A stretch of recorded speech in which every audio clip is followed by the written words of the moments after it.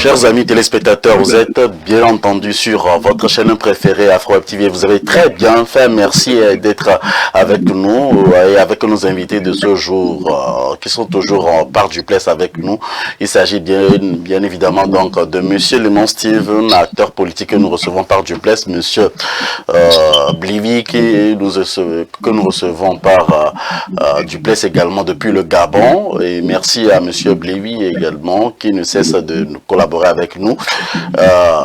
Notre journaliste maison, Monsieur Oreb Anthony. Alors, nous abordons cette seconde partie du Burkina Faso. Le président américain Joe Biden a décidé de retirer le Burkina Faso de la liste des pays bénéficiaires de l'Afrique Grow and Opportunity Act AGOA.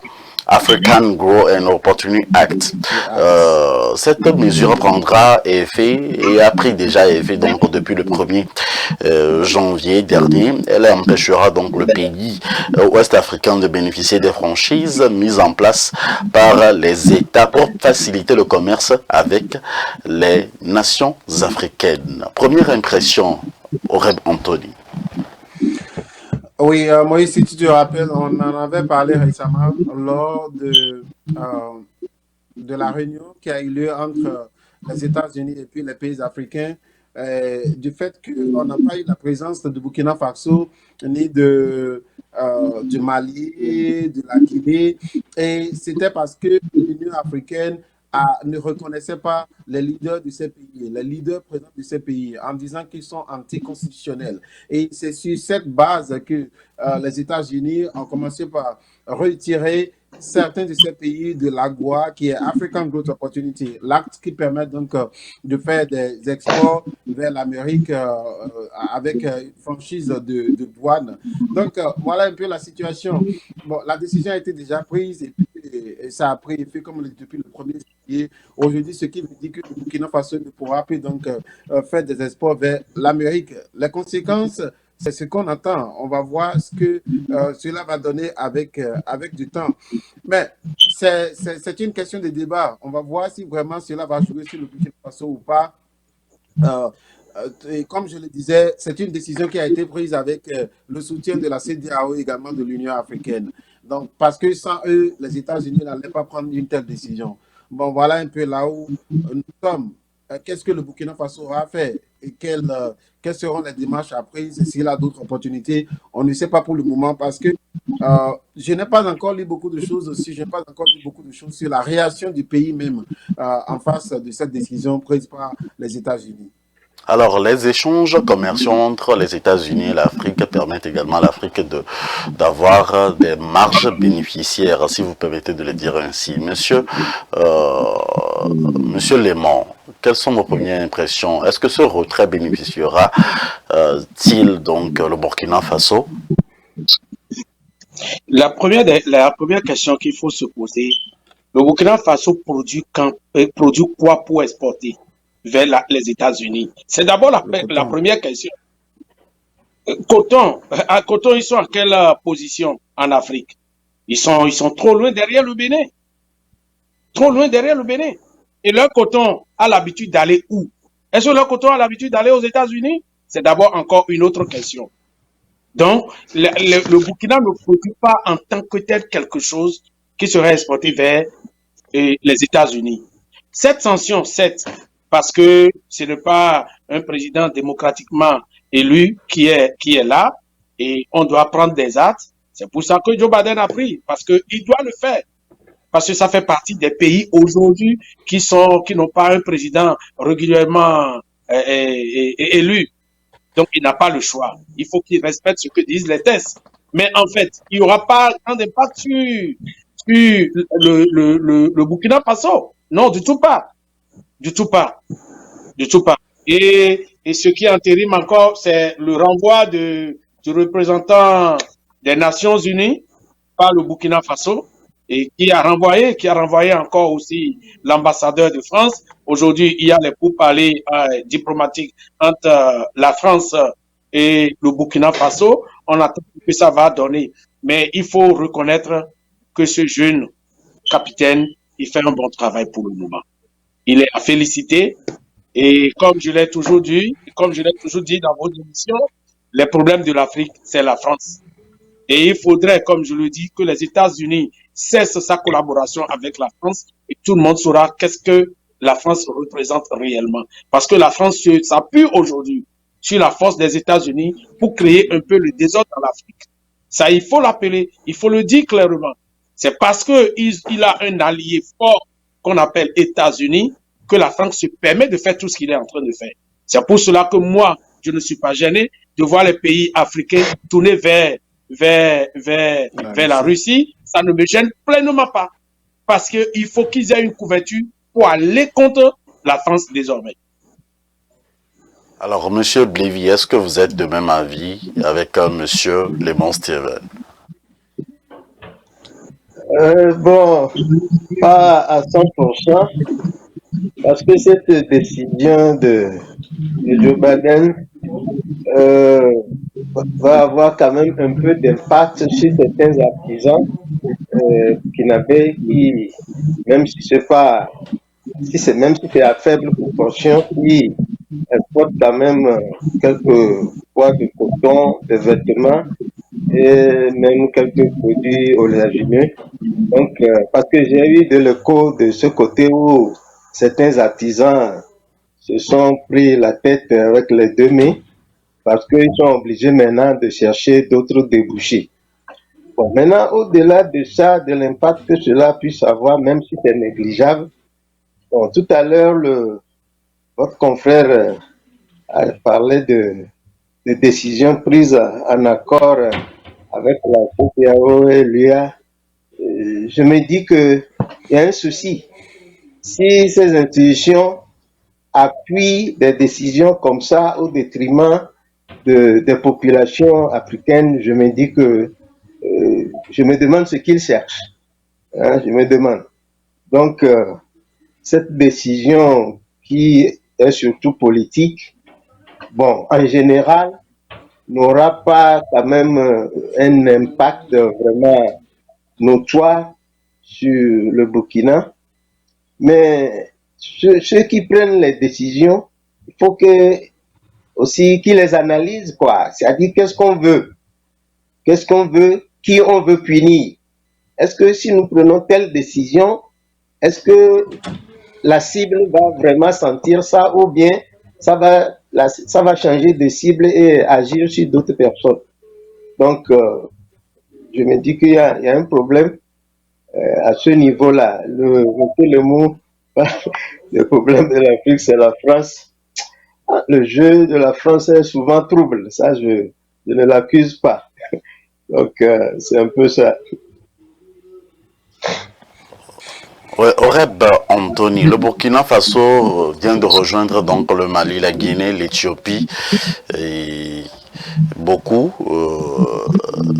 Nous avons malheureusement un téléspectateur en ligne, on va le recevoir très rapidement et recevoir son point de vue. Téléspectateur, vous êtes sur Afro TV, bonjour, bonsoir.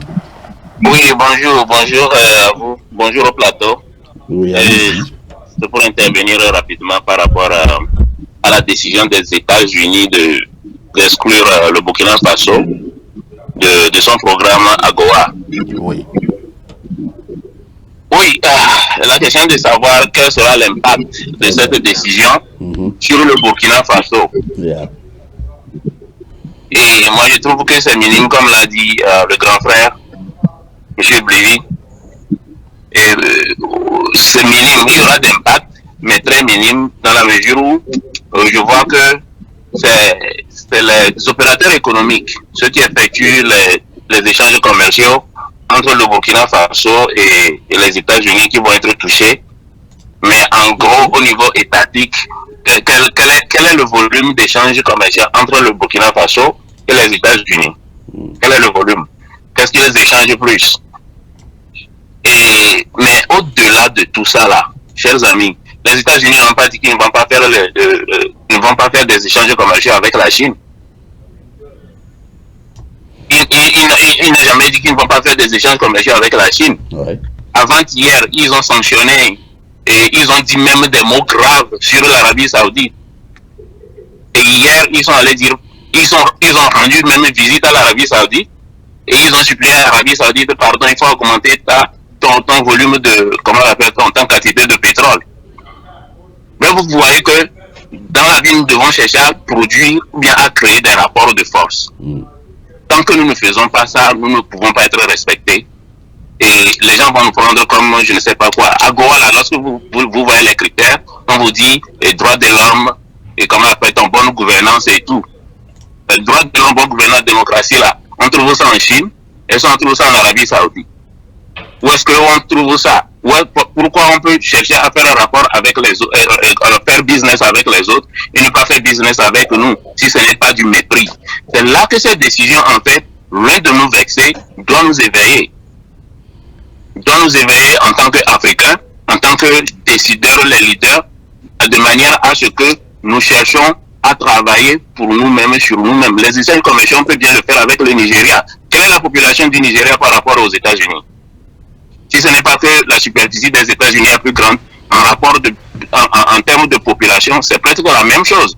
Dans les besoins des États-Unis, on ne va pas nous dire que c'est aussi très différent des besoins des Nigériens en Afrique, ou du Togo, ou de l'Afrique du Sud.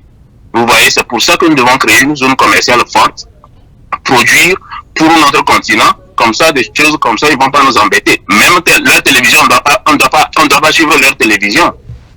Est-ce qu'ils suivent nos télévisions ici chez nous? Ici, nos télévisions chez eux, ici aux États-Unis? Non. C'est nous seulement, lorsque nous rentrons chez nous, vous allez voir RFI, les gens captent RFI dans leur voiture, les gens captent RFI dans leur maison, la télévision c'est France 24, comme si, voilà. Nous devons chercher à produire pour nous-mêmes, consommer pour nous-mêmes, et s'il y a extra, on peut chercher à faire. Moi, je ne dis pas qu'il ne faut pas faire de partenariat. Je ne dis pas qu'il ne faut pas diversifier le partenariat, mais ce qui se passe, cette décision, à mon avis, c'est ridicule. C'est très ridicule parce que la bonne gouvernance même n'est pas aux États-Unis. Lorsque même le président actuel est arrivé au pouvoir, les prix ont flambé et quelques jours après on dit que c'est la guerre en Ukraine. Non. Mais il va falloir que, parce que lui a pris le pouvoir, il faut faire partie d'un certain syndicat pour que vos titans rentrent dans certains ports. Et même dans les syndicats-là, ces titans-là doivent avoir un certain âge, si bien que les choses se sont... Et ça a créé une rupture d'approvisionnement. La chaîne d'approvisionnement a été coupée et ça a engendré l'inflation.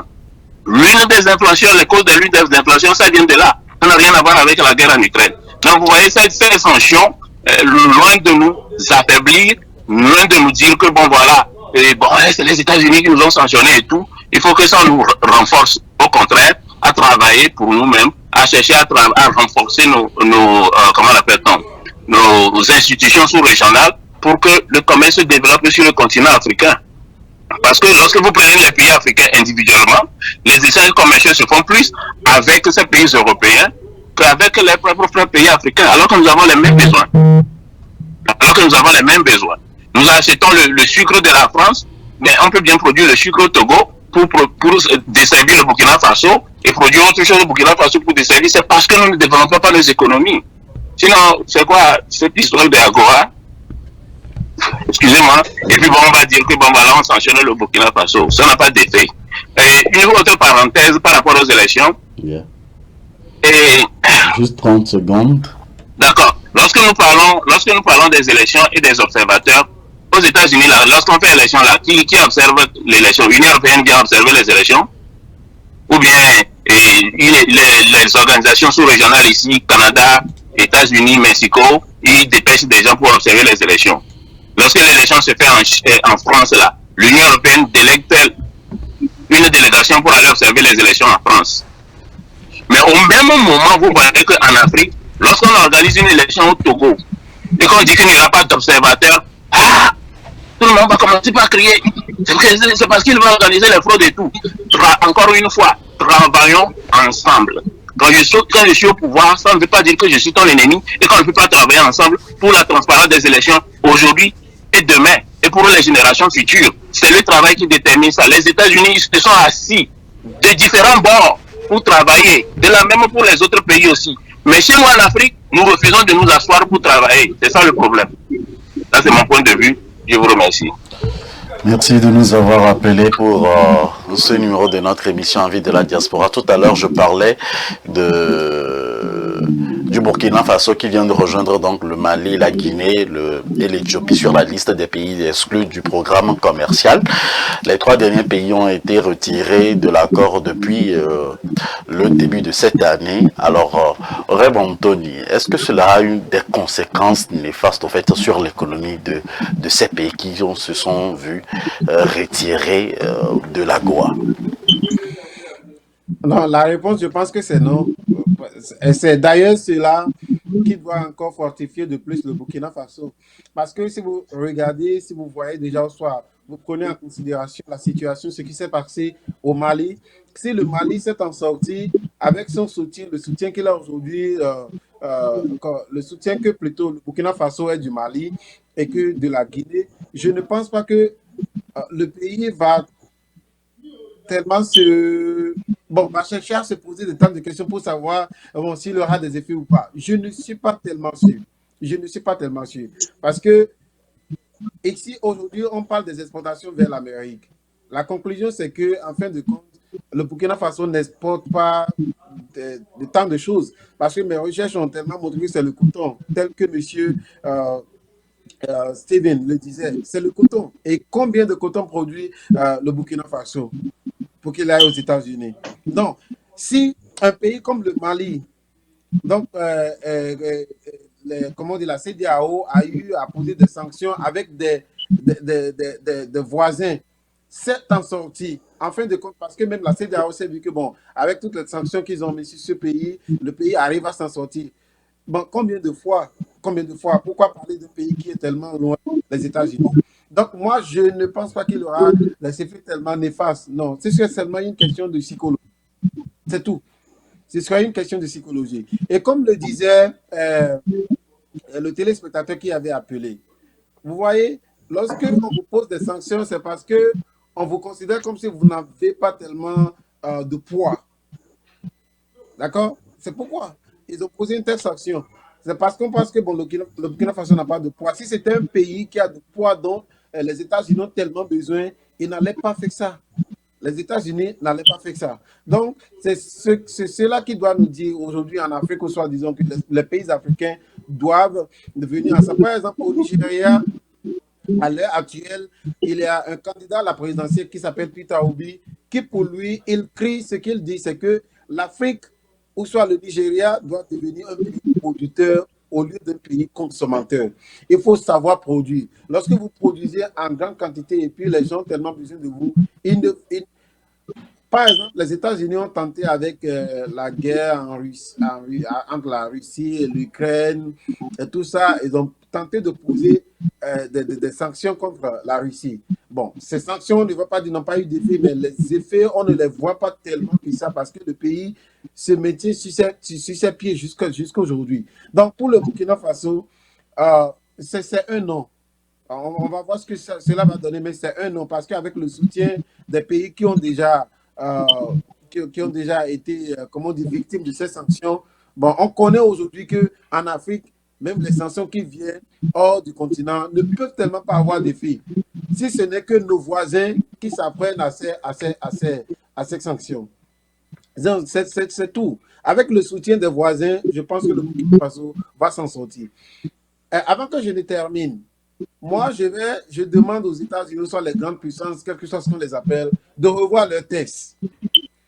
Lorsque vous avez un président qui ne soit pas légitime ou soit, bon, comme le dit, il n'est pas régulier, il n'est pas démocratique, mais qu'est-ce que dit le peuple?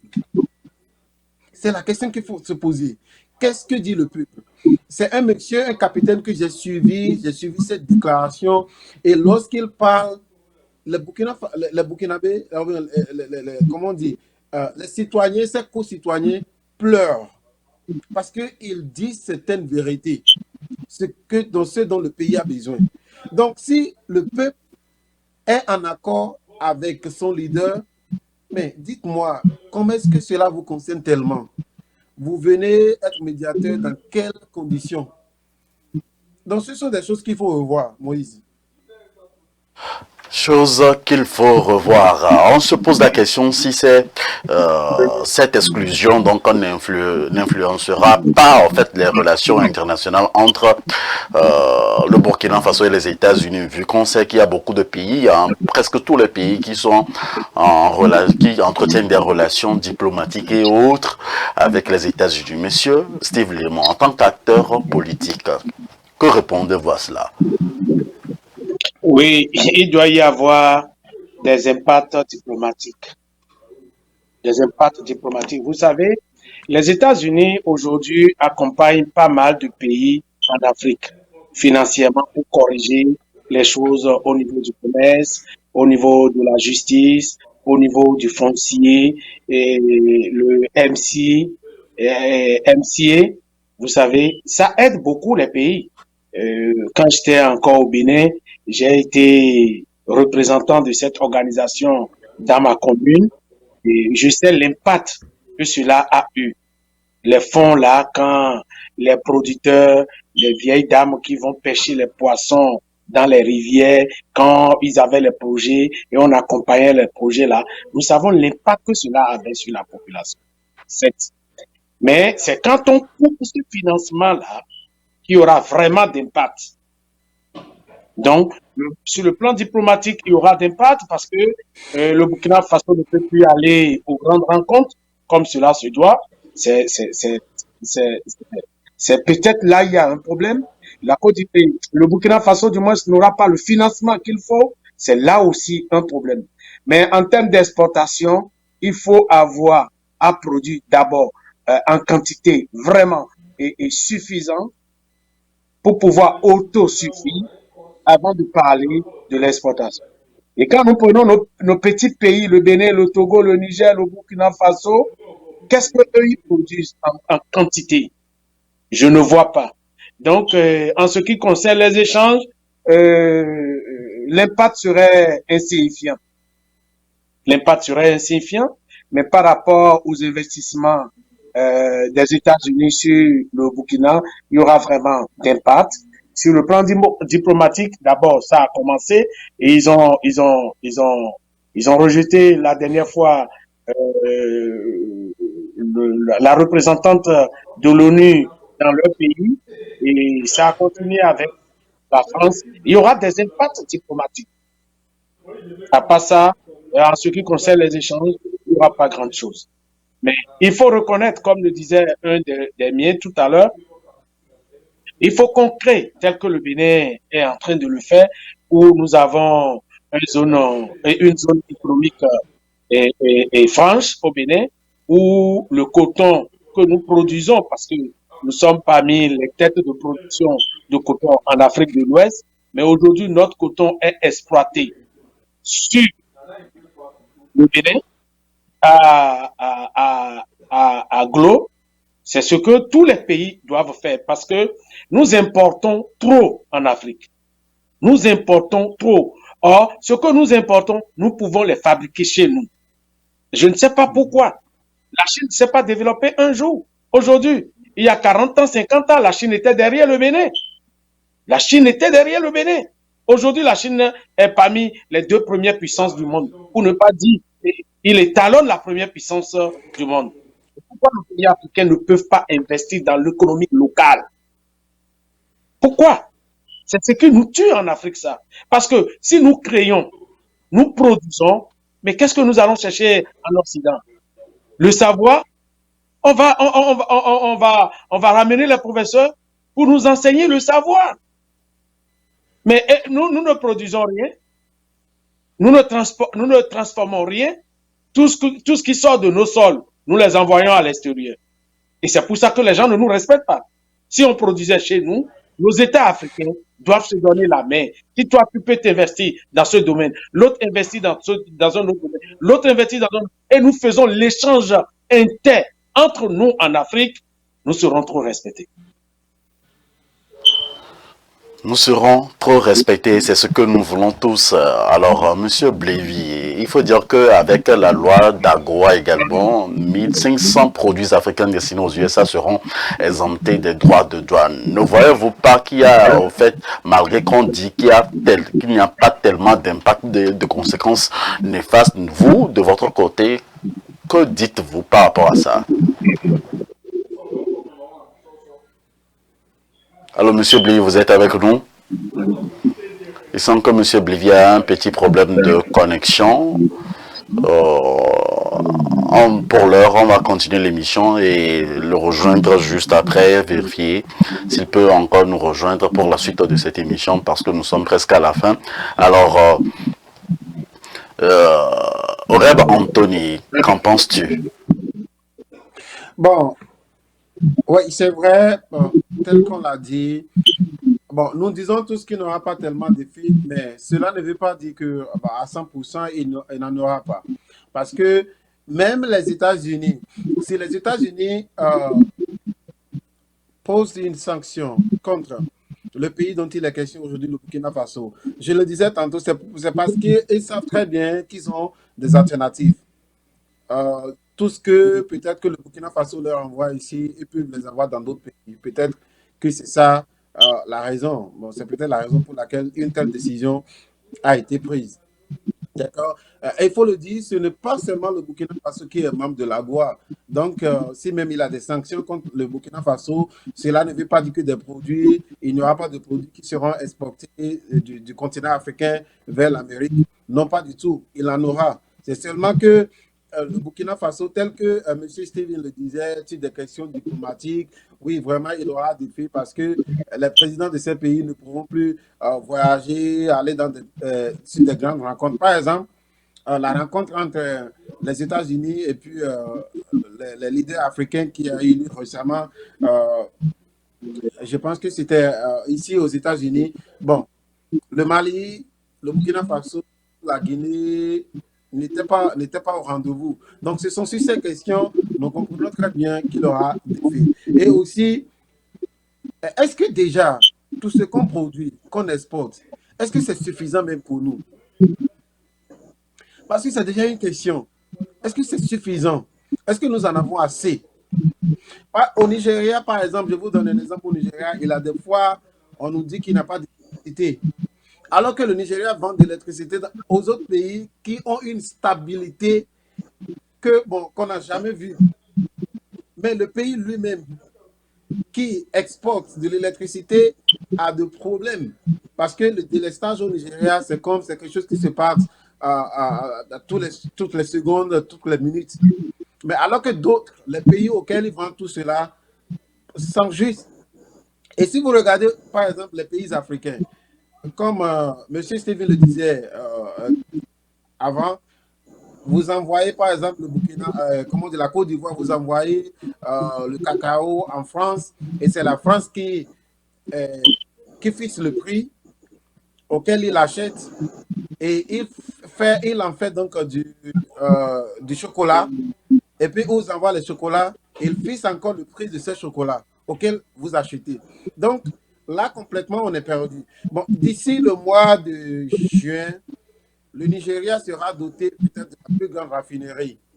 D'accord? Disons, la plus grande en Afrique, ou soit troisième au monde, je pense, pour que le pétrole du Nigeria soit raffiné au Nigeria. Parce que chaque fois que c'est envoyé hors du pays, ça revient très cher.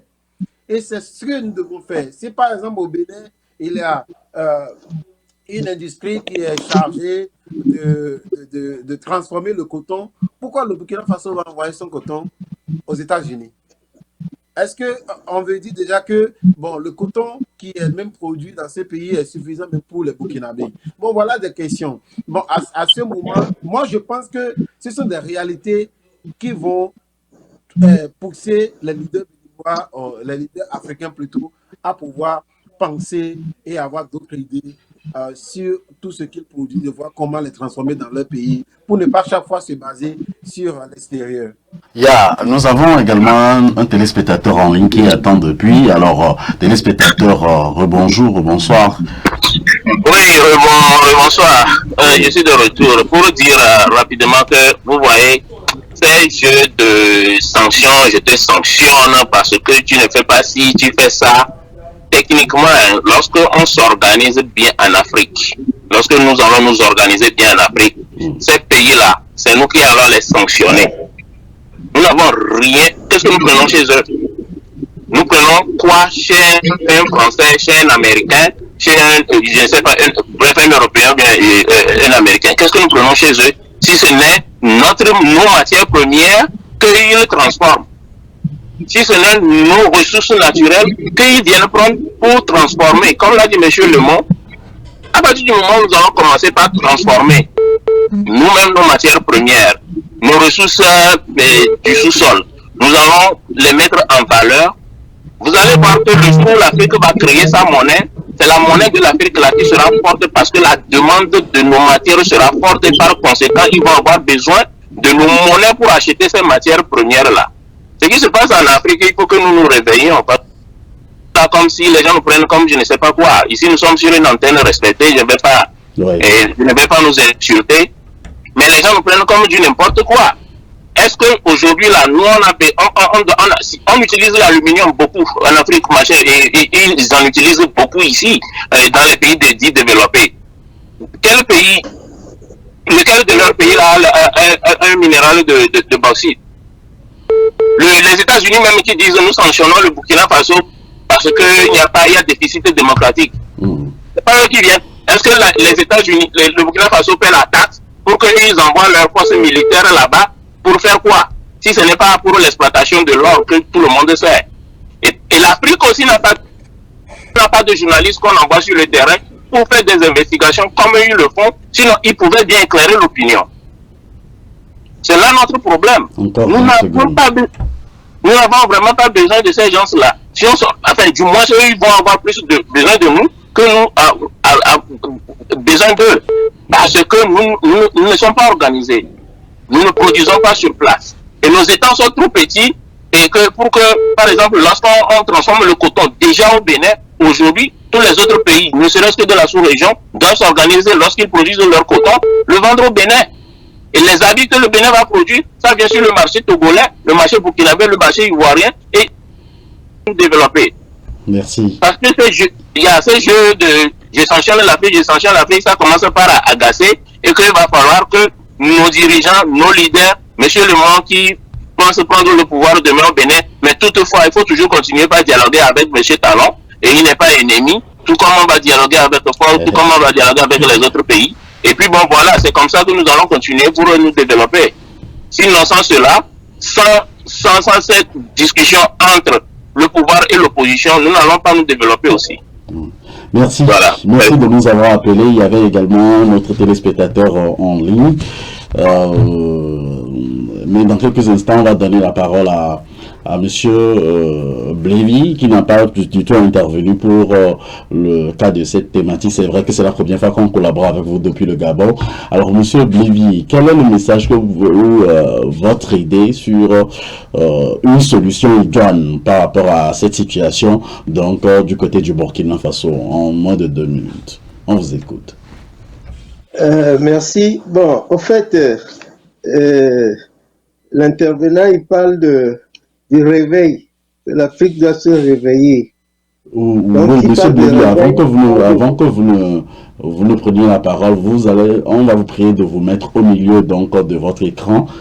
Cela nous aiderait plus pour la qualité de l'émission. Merci pour votre compréhension. C'est ça aussi, hein, c'est Afro-Activier, on exige également cette qualité-là. Alors, merci, allez-y donc. Bon, donc je disais que, comme le spectateur a parlé de réveil de l'Afrique, donc il parle de réveil, suppose qu'il y a sommeil. Vous voyez, si l'Afrique était dans un vrai sommeil, elle devait se réveiller. Parce que tout tourne autour de cela. C'est-à-dire qu'on parle de l'Union africaine. S'il y a une vraie union qui va s'étendre même au niveau commercial, j'ai apprécié l'intervenant qui a dit que c'est l'Afrique qui va sanctionner plutôt les Occidentaux, puisque l'Afrique a presque toutes les ressources. Donc, pour revenir au Burkina, bon, l'ascension, je pense que c'est comme le chien aboie, hein, la caravane passe, puisque les autorités, vraiment, ils ne tiennent pas compte de ça, ils avancent normalement. Donc, c'est pour dire que l'Afrique a encore du pain sur la planche, c'est cette solidarité-là qui va s'étendre dans tous les secteurs, va faire une Afrique forte. Donc, je pense que il y a toujours beaucoup de pain sur la planche. Et la solution ne viendra pas de l'extérieur de l'Afrique. Il faut que les Africains, bon, quand on dit les Africains, bon, c'est beaucoup plus les dirigeants. Parce que ces gens-là ne veulent pas aussi que les dirigeants s'unissent. Donc, dès qu'on veut réfléchir sur, par exemple, la monnaie, comme le cas de la CEDEAO, l'ECO, ils vont torpiller. Donc, il faut vraiment une certaine fermeté et il faut que l'Afrique tape vraiment du poing sur la table pour pouvoir avancer et sans tenir compte de l'aide des Occidentaux. C'est-à-dire il faut que l'Afrique soit d'abord Afrique et après maintenant, on va voir le partenariat. C'est comme la Chine. Qui va sanctionner la Chine? On accuse le Burkina de déficit démocratique, des droits humains. Mais, alors que c'est 1000 fois en Chine, mais la Chine s'impose. Personne ne peut dire que, comme la Chine, en Chine, il n'y a pas de démocratie, il y a un déficit démocratique en termes de droits humains et autres là. Mais personne ne peut sanctionner l'Afrique à cause de sa position forte. Et cette position forte-là, l'Afrique aussi peut l'avoir. Pour peu que ils comprennent que ça s'impose, quoi. Merci beaucoup. Moïse. Nous allons faire rapidement le tour de table pour la conclusion, mais bien avant, je vais donner également 2 minutes à un téléspectateur qui attendait depuis un bon moment. Alors, téléspectateur, bonjour, bonsoir, vous êtes en direct sur AfroWeb TV. Bonjour, bonjour. Allez-y donc pour votre intervention, 2 minutes. 2 minutes, vraiment, hein? Je suis toujours la fois que j'interviens, là, je n'ai que 2 minutes, peut-être que j'interviens dès la fin de l'émission. Et bon, c'est pas grave, quand même, je vais y aller. Je saluerai vos invités, je les salue pour leur apport dans le débat. Et je devais être aussi sur votre plateau aujourd'hui, mais bon, j'avais beaucoup de choses à gérer, donc cependant, j'ai tenu bon d'intervenir pour quand même dire certaines choses qui me paraissent importantes. D'abord, j'ai un problème avec la conception que les Africains ont de la démocratie.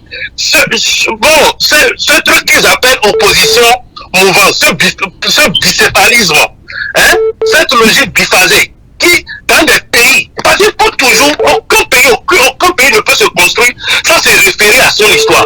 On ne va pas copier un système parce que les États-Unis, la règle est bonne. Oui, il faut la copier. Parce que, bon, telle chose, il y a la Cour suprême américaine qui est vieille de combien d'années. Parce que la France a fait telle chose, la règle est bonne, il faut la copier. Non!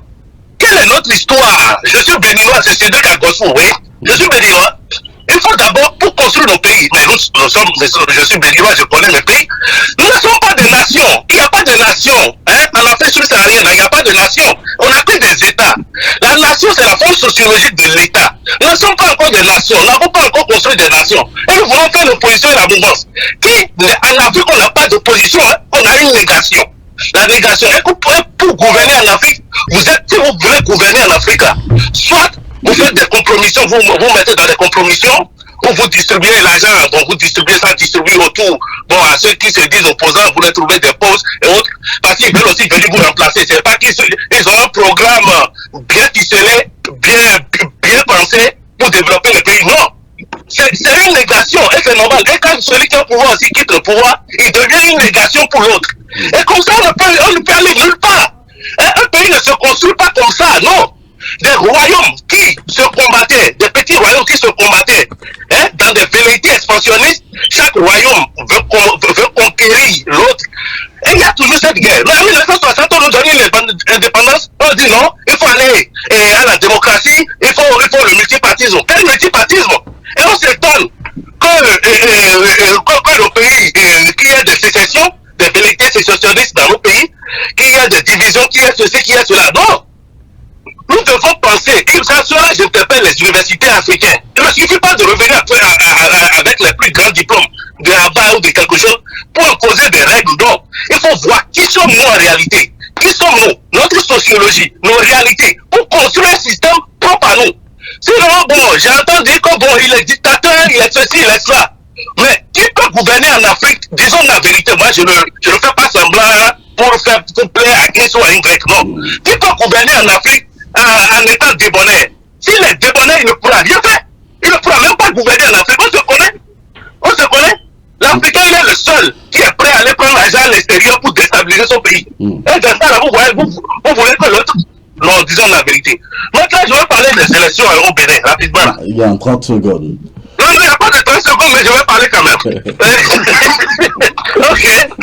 Bon, je vais parler des élections. J'ai entendu mon grand frère que j'aime bien, il le sait. Monsieur Le Monde dit qu'un vétérinaire à la tête de la Sénat. Bon, je ne veux pas, c'est pas trop bien, c'est pas bien de dire ça parce que c'est un peu parce qu'on est juriste, on est administrativiste, qu'on est à même de diriger la Sénat, une institution politique, non. Non, ce n'est pas, faudrait pas qu'on confonde les choses, non. Pour diriger la Sénat, on n'a pas besoin d'être un administrativiste. La preuve, il y a la direction générale des élections, qui est le bras administratif de la Sénat, et il y a le bras politique qui est la Sénat, ceux qui sont là. Donc, on peut être docteur vétérinaire, on peut être ingénieur agronome, on peut être et diriger bel et bien la Sénat et produire même bien les résultats que même les spécialistes et de la question. Et maintenant, je veux parler aussi de quelque chose qui est souvent dite, qui n'est pas aussi la question de vous allez en souffrir, mais vous ne pouvez rien faire. Mais il faut aussi préciser dans quelles conditions cela a été dit. Oui, il faut aussi préciser cela parce que dans quelles conditions le président Talon a dit vous allez en souffrir, vous pouvez rien faire. C'était au cours d'une rencontre entre le gouvernement et comment on appelle les autorités religieuses musulmanes. Donc le président parlait un peu de comment il faut nommer les gens, comment on nomme les gens à la tête des grandes sociétés d'État telles que le port autonome, l'aéroport et autres. Et il disait que souvent ce sont les amis du président qu'on nomme. Et que lui, parce que les gens lui reprochaient d'appeler des gens qui ne sont pas politiques, qui sont des experts, parfois même des étrangers, et de les nommer à sa poste. Donc il disait que souvent ce sont les amis du président qu'on nomme. Parce que la loi, même la Constitution lui dit que c'est lui qui nomme les hauts fonctionnaires de l'État. Et que s'il le fait, bon, au lieu de le critiquer sur ce point pour dire mais il amène des gens qui sont pas des béninois à 100%, qui sont des sociétés de partenariat avec des sociétés étrangères et autres. Au lieu de dire ça, mais de trouver la formule à même de permettre de ne plus avoir des hommes politiques, des amis du président et la belle famille du président à ces postes de responsabilité. Donc bon, même si lui le faisait, ils vont en souffrir, mais ils ne pourront rien faire. Donc le débat est ailleurs. Parce que la Constitution lui donne ce droit de nommer les hauts fonctionnaires de l'État, puisque la Constitution dit bien que pour gouverner, le président dispose de l'administration et des forces armées. Merci. Il y a tellement de choses à dire, mais bon, je ne veux pas. Bon, j'interviens toujours, je suis intervenu un peu vers la fin de l'émission, mais je voudrais dire que les Africains s'asseyent et qu'on réfléchisse sur le modèle propre à nous. Moi, j'ai quand même quelques bribes de notions de droit, j'ai une petite formation de droit, je ne peux pas me réclamer juriste aussi, mais quand même, il faut quand même qu'on trouve des formules à même.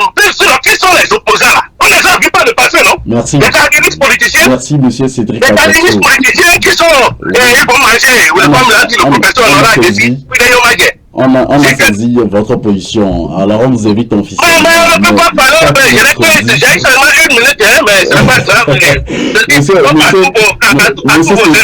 Monsieur Cédric, il nous reste 3 minutes pour rendre l'antenne, donc on a... Ok, je salue mon grand frère et monsieur Le Monde, je salue aussi les deux invités et je vous dis bravo pour le travail équilibré que vous abattez chaque jour pour informer la diaspora. Et que Dieu vous bénisse et bon mercredi à vous. Que Dieu vous bénisse également. Alors, merci à vous d'être avec nous chaque mercredi et samedi à partir de 11h sur la meilleure antenne.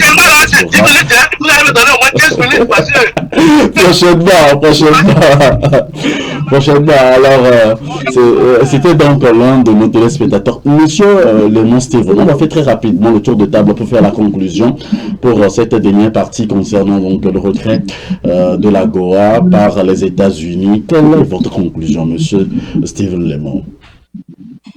Ma conclusion, comme je le disais à l'entame, il faut une union entre les États africains. Et ce que vous appelez CEDEAO ou l'ONU, je ne vois pas vraiment ce que ces chefs de l'État font. Parce que quand tu discutes même avec les chefs d'État de l'Afrique, excusez-moi l'expression, il semble qu'ils n'ont pas grand-chose dans la tête. Ils n'ont pas grand-chose dans la tête. Quand vous n'avez pas grand-chose dans la tête, appelez les experts, vos compatriotes qui sont à l'extérieur, qui ont une connaissance des choses, que nous nous réunissons autour d'eux et que nous réfléchissons pour voir comment bâtir nos nations, nos pays. C'est ce qui nous manque. Et quand il y a des chefs de l'État traitent des préfets de la France, l'Afrique ne peut pas se développer.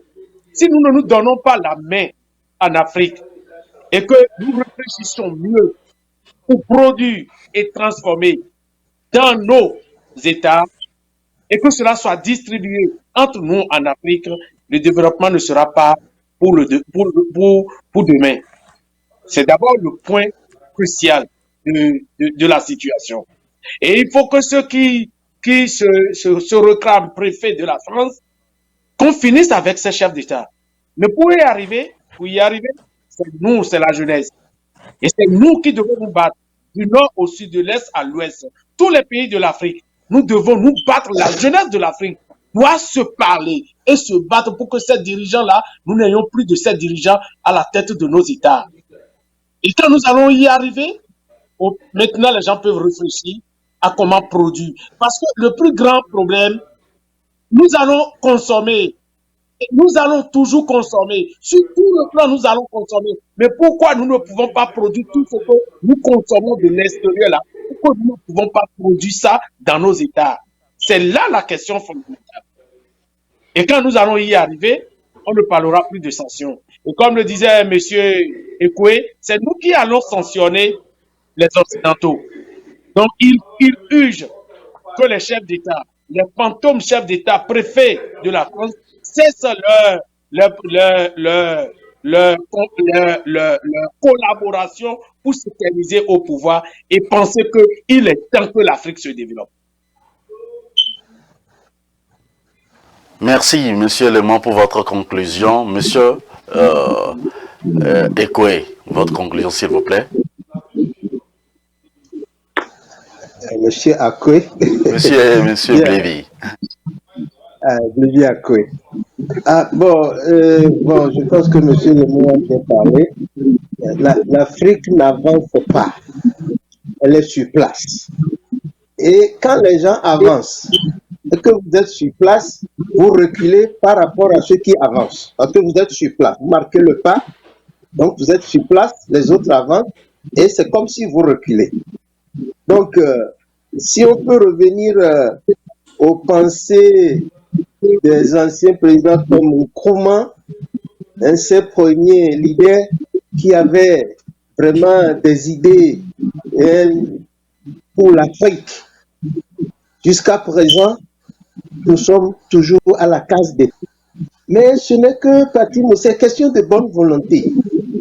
Que les dirigeants fassent l'introspection, qu'ils regardent autour. Le pays, est-ce que le pays avance? Qu'est-ce qu'il faut faire? Et je jette un regard favorable à feu Jerry Rawlings, qui a mis une base solide pour le Ghana et jusqu'à présent, le Ghanéen en bénéficie. Donc, il faut que, s'ils peuvent s'asseoir, il faut que nos dirigeants s'asseyent encore et se remettent en cause pour dire non, mais trop, c'est trop. Maintenant, il faut qu'on fasse le vrai jeu.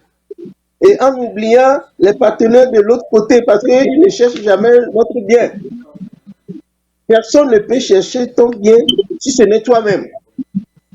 Donc, l'Afrique doit se réveiller si vraiment elle peut. Parce que ce sera un atout pour qu'on puisse reprendre certaines choses à zéro. Parce que pour le moment, ce n'est pas bon. Je vous remercie. Merci, Monsieur Blévi Adoté, d'être avec nous depuis le Gabon. Ça fait plaisir de vous savoir aujourd'hui pour cette première collaboration. Ça n'a pas été facile, mais on vous remercie pour votre disponibilité aussi.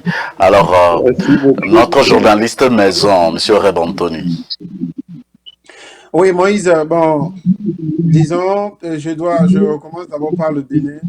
Au soir en général, parlons des élections. Il faut qu'en Afrique, nous devons comprendre les terminologies opposants, mouvances. Bon, ce ne sont que des terminologies temporaires, parce que nous tous nous battons plutôt pour le succès de notre pays. Il faut que nous ayons cette mentalité. Parce qu'aujourd'hui, si l'opposition gagne, la terminologie va changer. L'opposition devient la mouvance, et puis la mouvance devient l'opposition. Donc, lorsque nous comprenons tout ça, que nous nous battons pour le pays, nous saurons donc comment venir ensemble pour pouvoir travailler pour le succès de notre continent. De l'autre côté, du côté de ce qui s'est passé au Burkina Faso, il est l'heure. Parce que moi, je ne veux pas dire que l'Afrique n'évolue pas. Il a de l'évolution, nous faisons des pas. Mais seulement qu'il a encore du pain sur la planche. D'accord, on a encore beaucoup de choses à faire. Et je suis tellement certain qu'avec le temps, avec tout ce qu'on voit aujourd'hui, avec l'éveil qu'il y a aujourd'hui en Afrique, d'ici 10 ans, vraiment, les choses ne seront plus les mêmes. Tous mes soutiens à tous les Africains qui sont sur le continent là-bas et ceux qui sont hors du continent aussi. Nous ne cesserons de dire un infini merci à tous les téléspectateurs, surtout à tous nos invités qui nous donnent leur temps pour notre émission Avis de la diaspora. C'était donc Monsieur Steve Lemon, journaliste, patron de presse et acteur politique résident du côté de la diaspora. Nous vous en disons infiniment merci. Monsieur Blévi Adoté, qu'on reçoit depuis donc le Gabon, merci à vous. Monsieur Oreb Anthony, journaliste ici aux États-Unis sur Afro Web TV. Merci à vous tous de nous avoir suivis. C'est la fin donc de ce numéro de votre émission Avis de la diaspora. On se retrouve pour un autre numéro. Si vous n'êtes pas encore abonné, c'est le moment de le faire puisque c'est l'Afrique qui gagne. Ciao. Bonne suite de nos programmes. Voulez-vous sponsoriser l'une de nos émissions sur Afro Web TV ou contribuer à l'évolution de la chaîne de la